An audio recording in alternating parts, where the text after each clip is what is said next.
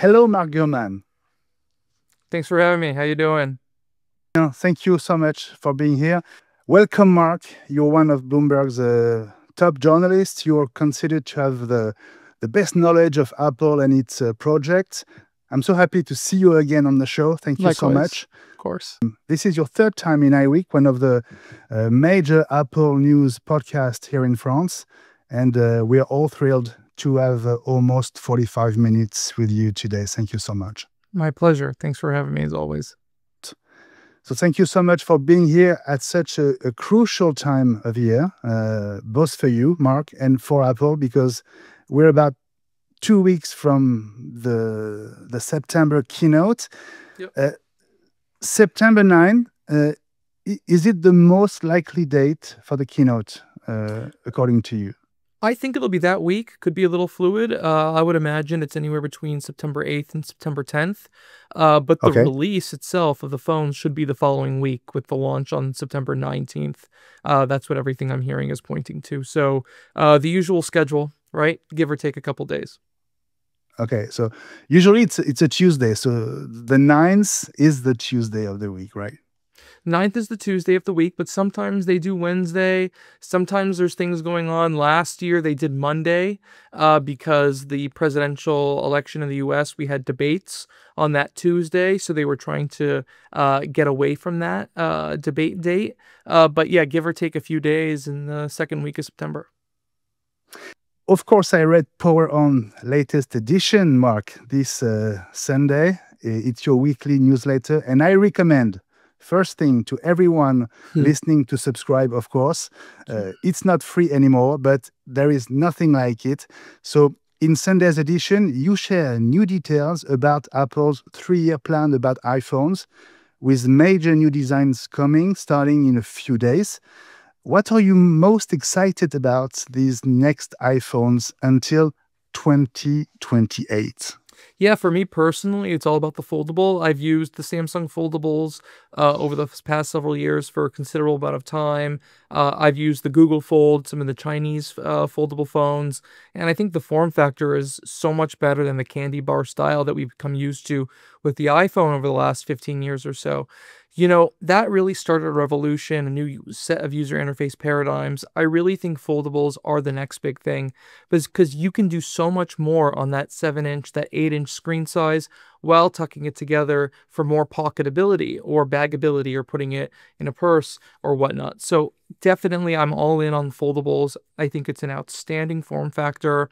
The video quality, the ability to do productivity, the ability to do keyboard and email, I think is going to be just so much more effective with that bigger display, especially in a universe where you're going to be probably offloading some of the stuff to AI devices, whether that's AirPods with cameras, whether that's augmented reality glasses or AI glasses or other form factors.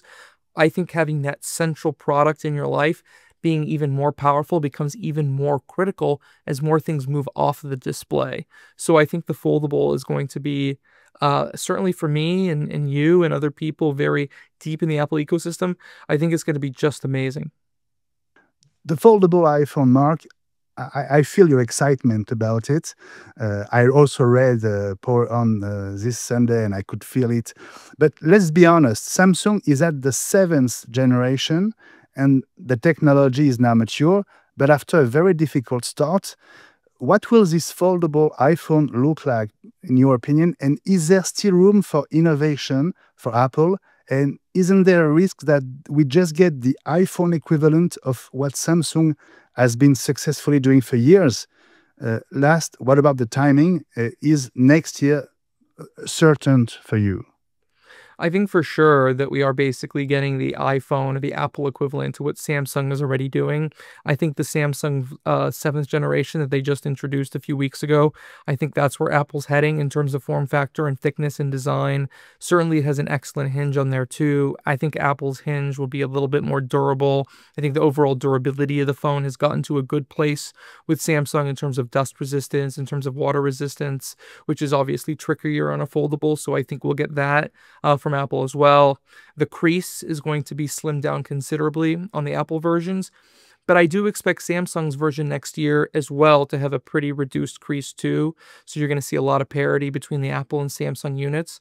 But of course, there's a big difference, at least in the US and in many parts of Europe, including France, between the Apple brand and the Samsung brand. I think Apple's marketability is much better than Samsung marketability. I think there are a lot of folks who want this foldable form factor.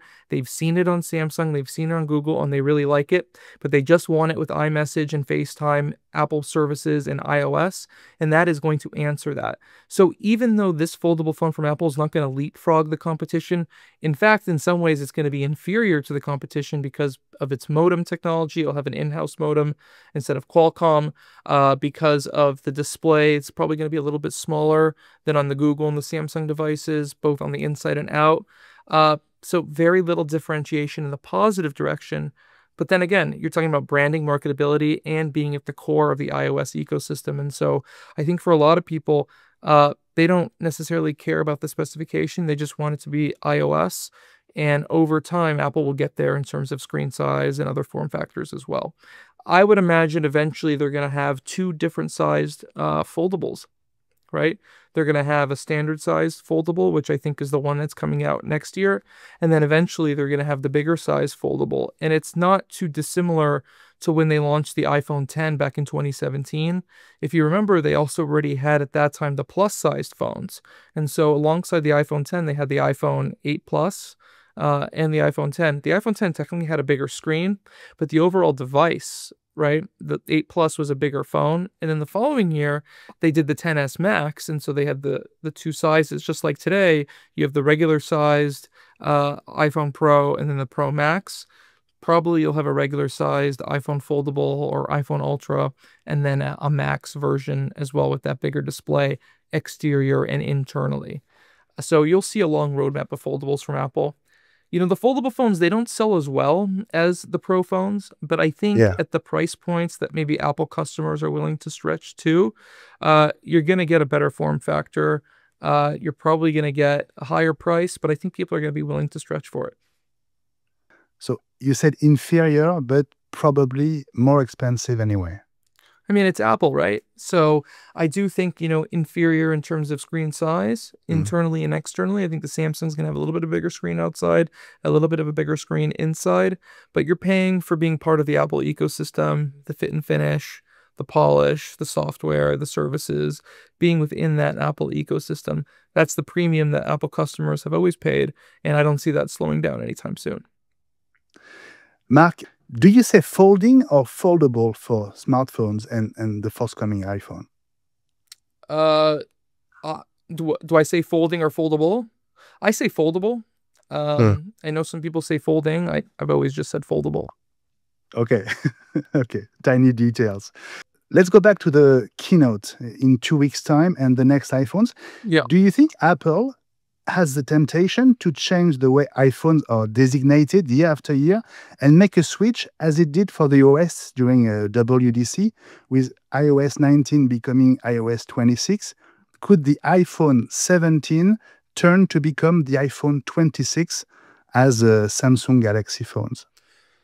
It's a good question. I think, to answer the first part of your question, there is a desire to do some sort of name change. I think there's a lot of people at Apple marketing who think that maybe this naming convention is outdated. Maybe they could try something different. To your point, they changed the way they structure the software naming to like iOS 26, iOS 27, 28, etc., and have it unified across the operating systems. And then when they rolled out the last iPad, they changed the naming convention there a little bit too. So they have the name of the product, so like iPad Pro, then they have the chip in parentheses. So it's the iPad Pro M4, there'll be the iPad Pro M5, etc. And I think they're doing something similar with the Mac as well. But because of how phones are sold in carrier stores, because they come out with new ones on an annual basis, because the phone refreshes aren't necessarily tied to the chip, they just happen to have new chips as part of the ongoing refresh, whereas on the Mac and the iPad, it's basically just sometimes a chip refresh. I don't see them, at least right now, moving away from that naming convention, right? I think the naming convention 17, 18 is here to stay, at least for the next 2 years. It's just the way these phones are sold, the way the operations are run. It is too difficult for something this mass manufacturer to move away from the current naming system. You have the case makers, the accessory makers. It's just going to be pretty difficult. So there's a lot more consideration that goes into play with a phone than on an iPad, Mac, or the software operating systems. But I think you're right. There will be a name change eventually. The big question, do they drop the numbers? Do they change it to the year? The other question is, do they change the number like Samsung did? I would guess, this is just a guess, that they'll probably skip iPhone 19, and after the 18s and the Ultra next year, they'll just go to like iPhone 20. Right, to mark the 20-year anniversary in 2027, sort of how they skipped the 9 back in 2017 and jumped directly to the iPhone 10 in 2017. That would be, my guess, but maybe they'll come up with something better. Very interesting, Mark.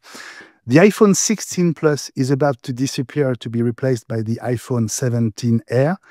We all remember the disappearance of the iPhone mini as well. What's the lesson here, Mark? And do you think Apple finally has the right answer to a recurring issue with that fourth iPhone? Yeah, I think the lesson here is that Apple, for some reason, is desperate for, to your point, a fourth iPhone, that different variation. Clearly, there's a place for the base model. Clearly, there's a place for an even baser model with the E line, right? Clearly, there's a place for 2 Pro models with different sizes. Clearly, there's a place for, a foldable phone, but Apple seems to believe there's a place for another phone variation. And so far, we haven't seen that sell very well. The iPhone mini was not a commercial success. The iPhone Plus, these generations of Plus phones in the more recent years were not a commercial success. So they've tried smaller. They've tried bigger. Now they're trying thinner, right? I think that it's going to be heavily marketed. It's going to be pretty cool. Some people are going to like it, but as of now, I feel like there's far too many drawbacks. The camera technology on there is going to be inferior to the rest of the iPhone line, even the base model iPhone, right? The battery is going to be very inferior to the base model iPhone and the Pro iPhones. And so that is going to be a drawback for many people. And so I personally don't anticipate that the Air is going to be a long-term thing either. I look at the Air phone very much as a stepping stone. The technologies in there are what are going to enable thinner Pro iPhones down the road, as well as the foldable iPhone. The foldable iPhone is going to be like 2 of the Airs side by side. And so a little bit thinner, maybe a millimeter or 2 shaved off of that as well. So I think there's going to be some cool use cases for it, but I don't see it being a smash hit by any means, especially for the price, probably between $900 and $1,000. It's not going to be as practical as saving a few $100 and going a little bit lower end, branding wise, not performance wise, and going another couple $100 for something that's exponentially better. The question is, are people willing to pay for a worse phone, pay more for it for a worse phone just because it's super sleek and thin? And I think some people, yes, I think it will do well in some parts of the world, particularly China. But at the same time, I think that it's not going to be a major success for Apple, and I don't think they're under the impression that it'll be either. I don't feel your enthusiasm around the iPhone Air. I can't wait to try it out. I can't wait to hold it in my hand, but I can't wait to not buy it. So it's going to be cool, but I don't think it's going to be a major seller. Samsung rolled out their S25 Edge a few months ago, and that hasn't done very well either. Most consumers are going towards the main 25 series because the 25 Edge is cool and all. It's very thin, but the battery life and the specifications are quite measly compared to what you get for a phone that's even less expensive. Apple filed a patent for a computer product with all 6 sides made of glass. Do you think this will be the 20th anniversary iPhone? Could it be the 20th anniversary iPhone? 20th anniversary iPhone is called the glass wing internally. It makes a lot of use of curved glass. I don't know if that patent is equivalent to what Apple will be rolling out 2 years from now, but it's going to be a redesigned form factor. I guess the big question is, if you buy the foldable phone next year, which phone are you getting the year after? Are you going to stick to the foldables, or are you going to get that 20th anniversary phone? So that'll be a fun conundrum for the most faithful of the Apple faithful. So me, I'll probably stick to the foldable. I really like the form factor. Okay. We already knew that there were huge price differences for Apple products depending on what country you buy them from because of local tariffs. Until now, the best prices were most of the time in the US. With the new tariffs, is that over? And do you expect many Americans to take advantage of traveling abroad in Europe and maybe in France to buy the iPhones soon? I think to a pretty significant degree that the price increase concerns for the iPhone have been overblown. I think a lot of the price increase concerns stemmed from people lying to the market about how Apple's going to have to shift iPhone production or final assembly stateside, right? Which obviously would incur more costs because it's much more expensive to produce items in the US than it is in Asia overseas and then to ship it over. So I think the price increases will be, depending on the person, quite negligible.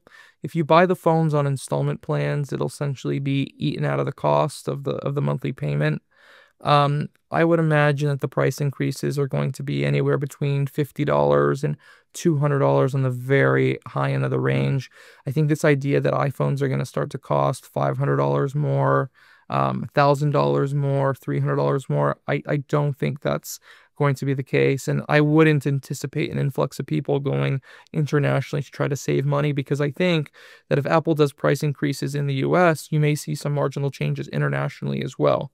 But I wouldn't say price increases to a gigantic degree, as I said a minute ago, are a given. I think they're going to be on the slimmer side. And if you factor in what that means on installment plans, I would venture to say that the installment changes on a monthly basis will be anywhere between $3 and $12 a month, depending on the device, depending on the storage capacity, depending on the configuration, screen size, etc. So, for a lot of people, it's going to be a bigger payment. But I think most people who are already willing to spend $1,000, $1,200, $1,300, $100 US plus on a phone, I think it's going to be quite marginal and maybe even negligible. September keynote means Apple Watch, of course. So anything special coming to the Watch Series 11 or Ultra 3?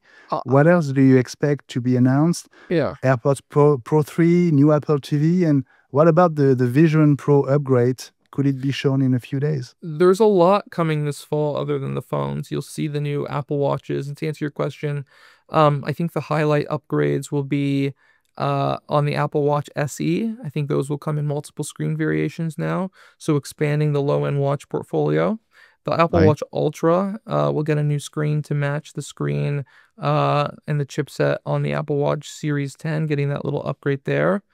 I don't anticipate significant changes on the Apple Watch Series 11, because last year, externally it doesn't look like that big of an overhaul, but internally that thing was considered like an iPhone 10 moment for the Apple Watch, or Watch 10 moment, so to speak. A few other things in the pipeline for this year. There's the refresh to the HomePod Mini with a new chipset, Apple TV new chipset. There are new AirPods Pro coming. I wrote several months ago they're working on a new pair with heart rate monitoring. There's like the Beats, the new Power Beats 2. There's also, this is not this year, this is several months out, the AirPods Pro with cameras. It's another generation or two that is for AI purposes. Then the Vision Pro refresh with the new processor and the updated strap, as well as an upgraded neural engine for, more AI tasks and real-time artificial intelligence. So there's a lot coming. And then you go into next year, iPhone 17e. By the way, this year there's also the iPad Pro M5. But next year you've got the iPhone 17e, you've got the M5 Pro and Max, MacBook Pros. You got the Mac external monitor, the first Mac external monitor refresh in 3-4 years. So the next several months are pretty chock full. And then you get into the pipeline for the tail end of 26 through 27 and 28. There's a lot of stuff. The one thing we didn't talk about is the HomePod with a screen. That's coming in the first half of next year. It's not very big, it's like a square 6 to 7 inch screen, but it has a very cool interface. You walk up to it, it changes based on the person who walks up to it, control things like your thermostat, your smart home, video conferencing, and what have you. I think it's going to be a nice little gadget that sets the stage for more in the future. Ce HomePod avec un écran, est-ce que c'est ce qu'on appelle aussi le Apple Hub? This HomePod with a screen, is it what we also hear about as the Apple Hub, the home management system with Apple? Yes, Is it the it's the same same thing. product? Yeah, like Yeah. HomePod with a screen, HomePad, smart display, whatever you want to call it. That sets the stage for a range of new Apple Home devices. There's going to be Apple Home security cameras to compete with Amazon Ring and Google Nest and Roku and Blink and you name it. There's going to be a new home security ecosystem, software, hardware. They're doing work to improve HomeKit doorbells. There's the video conferencing system that's going to be in the smart displays. You'll be able to put those on your wall, or there'll be a desk mount. And then the other thing is the tabletop robotics device, which is it's a similar display to the one on the HomePod with a screen, but that's going to be on a robotic arm so it can move around in space. And I think that's going to be a pretty cool product, but that's going to be at least, I would say, a year and a half to 2 years out. Ouais. Mais c'est quoi l'avantage, l'intérêt d'avoir en gros, un écran d'iPad au bout d'un bras robotisé? What the interest of having a robotic arm with a screen at the end of it? How do you see the use case? The use case is that it can follow you around in a room. Like if you're doing something and you want its attention, it can come closer to you. It's just a cool AI use case, movement in space. If you want to follow around the room while you're on a FaceTime call. But yeah, to tell you the truth, it's just like, Amazon has tried this years ago. They had an Echo on a robotic actuator, but it went left and right. The Apple one will be full degree of motion. So we can go up, down, side to side, twist, turn, rotate, etc. Is that innovation? Sure. Is that a game changer? Maybe. But is it something that's like, oh, I need to have that? Maybe not. I don't think there's ever going to be a sales engine replacement for Apple for the iPhone. The iPhone will always remain center. It's just about piling up as many smaller bets around the iPhone as possible. From a sales standpoint, the Vision Pro has been a failure. So it's about figuring out some things that are not failures to build around the moat that is the phone. Mark, the Vision Pro, how do you see the next step? The Vision Pro 2, a real Pro follow-up, and another headset much cheaper, maybe, and then the glasses. Apple is under a lot of pressure because of Meta's success with Ray-Ban and Oakley. How much time do they have to react? Well, I think we're at a point where it's like, do you even make a new Vision Pro? That thing is just such a failure from a commercial standpoint. It has some cool enterprise use cases. I was talking to someone earlier today about the medical use cases, but from a consumer standpoint, there's just not a whole lot to do with it, as cool as the device is. And, I love it when I use it, but I don't love putting it on and getting into the flow of things. And there's very little immersive video, as we've talked about as well prior. The focus right now is on the smart glasses, the non-AR smart glasses. That'll be out in a year and a half from now. That's going to be a big deal. That's going to let Apple compete with Meta, but Apple is so behind in the smart glasses. It's like, can they even catch up at this point? I think to some degree, yes, because they really put a block on what people with third-party smart glasses are able to do in the iPhone ecosystem.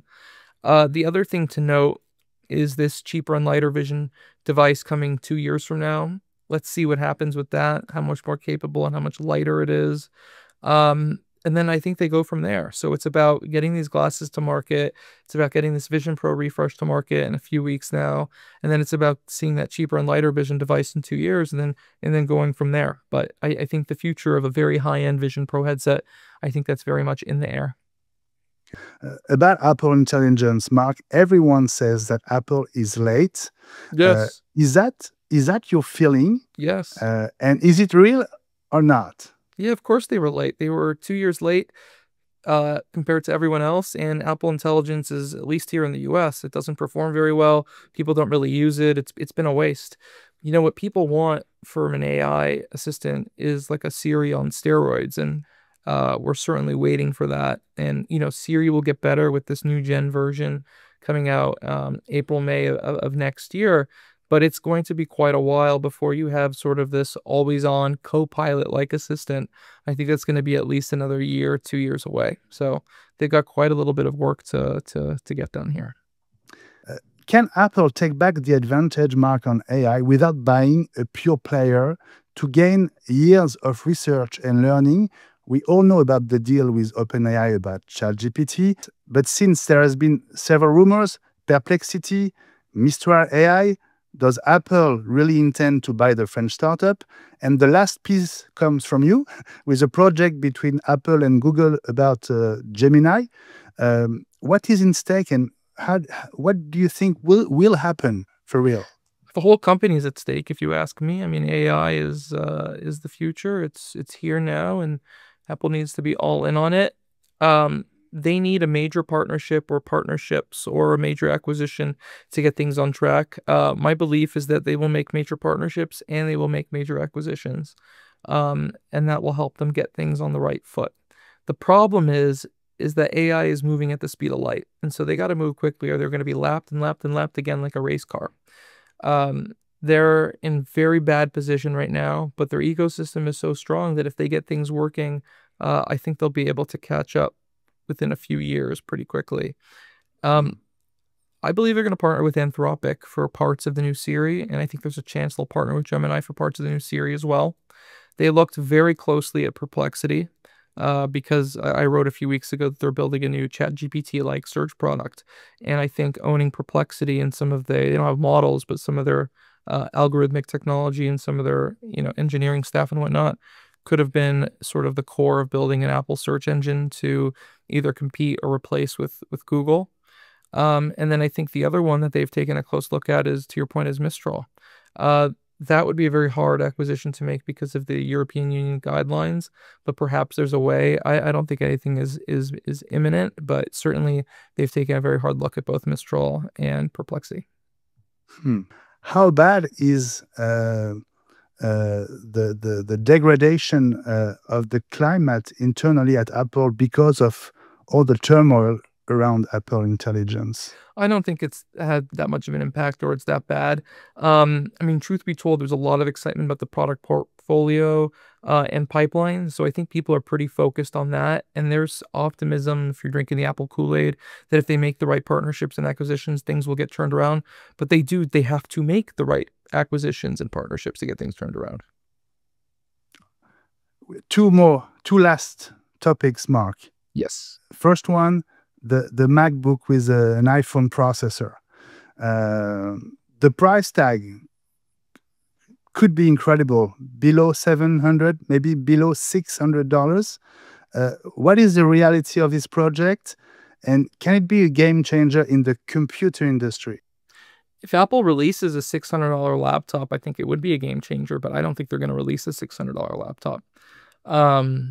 Maybe it'll be $800. Maybe it'll be $700, but $500 to $600, I think is, I mean, if you think about what the price is of an iPad plus a keyboard, I think that's just ultra aggressive. Maybe they'll do it. Maybe they will. It would be a massive success. It would turn the laptop industry on its head.